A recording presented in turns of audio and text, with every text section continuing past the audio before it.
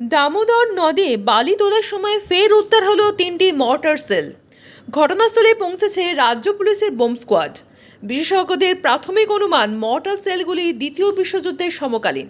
ফের দামোদরের গর্ভে বালির তলা থেকে উঠে হলো 3টি বিশালাকার মর্টার সেল।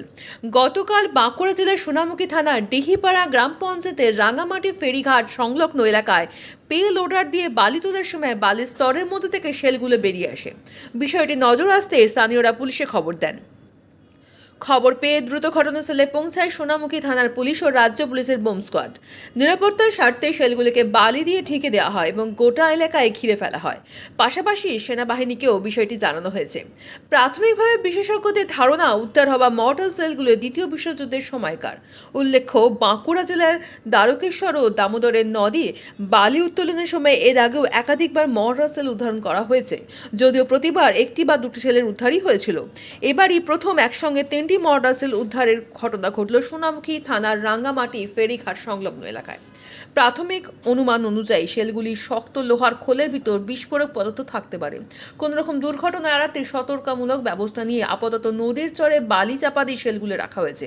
পাশাপাশি সংশ্লিষ্ট এলাকায় ঘিরে দেওয়া হয়েছে এবং সার্বক্ষণিক নজরদারির জন্য পুলিশ মোতায়েন করা হয়েছে। সেল বলতে গেলে এখানে ধরুন 3টে সেল রয়েছে। হ্যাঁ, আমি 12টার সময় একবার, 12টা না 11টার সময় গিয়েছিলাম, দেখছি দূর থেকে দেখলাম, মানে দুখানা দেখতে পেয়েছি, একখানা বললো যে এখানে বালির নিচে রয়েছে। তারপর পুলিশ প্রশাসন এসে তো বালি দিয়ে ঢাকা দিয়ে দিল। তারপর থেকে আর দেখতে পাইনি। তারপর থেকে এবার সব প্রশাসনের অনেক আধিকারিকরা আসছেন, বম্ব স্কোয়াডের ব্যক্তিরা এসেছেন। আমি এই ফেরিঘাটেই থাকি, ফেরিঘাটের মালিক এখন, রাঙামাটি শিলামপুরের। তো আমার এই ফেরিঘাটের সংলগ্ন এখান থেকে 1/2 কিলোমিটার হবে না দূরে বোমগুলো দেখা গিয়েছে। কিভাবে উঠলো এটা কোথায় কোথায় ছিল, কিভাবে উঠলো? এটা বালি তোলার ফলে বালির এতে আজকে ভোরে নাকি উঠেছে শুনছি। জেসিবি দিয়ে হ্যাঁ, বালি জেসিবির সঙ্গে উঠে গেছে, ওরা তুলে সাইডে রেখে দিয়েছে জল থেকে। আচ্ছা, এর আগে কখনো এখানে পাওয়া গেছিল এই ধরনের সেল? না, এই ধরনের সেল পাওয়া যায়নি, তবে বছর 20 আগে একবার পাওয়া গিয়েছিল এরকম। নিয়ে ওটা মনে হচ্ছে পানাগড় হচ্ছে কাঁকসা পিএস থেকে একজনের বাড়িতে নাকি তুলে নিয়ে গিয়েছিল। ওর বাড়ি থেকে এসে আর্মিরা এসে নিয়ে চলে গিয়েছিল, এটাই শুনেছি আমি। তারপর থেকে তো আর শোনা যায়নি কোনো কিছু। প্রশাসনের আধিকারিকরা এসছে? হ্যাঁ, প্রধান বড়বাবু এসেছেন, এখানে আইসি সাহেব এসেছেন সোনামুখী। হ্যাঁ, ছোটোবাবু এসেছেন, আরও অনেক পুলিশ স্টাফ, সিভিক ভলেন্টিয়াররা অনেকেই এসেছেন এবং সমস্ত জায়গাটা ব্যারিকেড করে দিয়েছেন। এখন সাধারণ পাবলিক এখনো ঠিকমতো খবর পায়নি, তাও ওই বিকেল দিকে ভিড় লেগেছে, অনেক দূরে ব্যারিকেড করে দিয়েছেন, কেউ সামনাসামনি যেতে পারছে না। কোনো আতঙ্ক রয়েছে আপনাদের মধ্যে? হ্যাঁ, আতঙ্ক তো একটু আছেই, বমের ব্যাপার। ধরুন, আমাদের তো অভিজ্ঞতা নেই বম থেকে কি হতে পারে না হতে পারে। তো এখানে বম স্কোয়াডের আধিকারিক যারা এসেছেন ওরা বলছেন যে রেঞ্জ কিন্তু বিশাল, 5 কিলোমিটার পর্যন্ত এফেক্ট আসতে পারে এতে। মানে যে জিনিসটা ওনারা দেখেছেন, মানে বলছিলেন, শুনলাম গিয়ে। তো ওইটা এবার কিভাবে কি হবে আমরা তো আর বলতে পারবো না। আতঙ্ক তো আছেই মানুষের, যে কি হবে না হবে এই বিষয়টা। আপনার নাম? আমার নাম কার্তিক জানা। আপনার পরিচয়? পরিচয় মানে? এখানেই বাড়ি?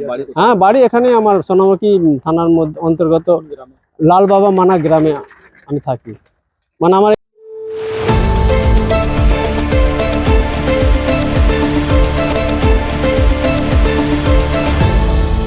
আপনারা দেখছেন এই বেলা বাংলা, শিরোনামে সবার আগে।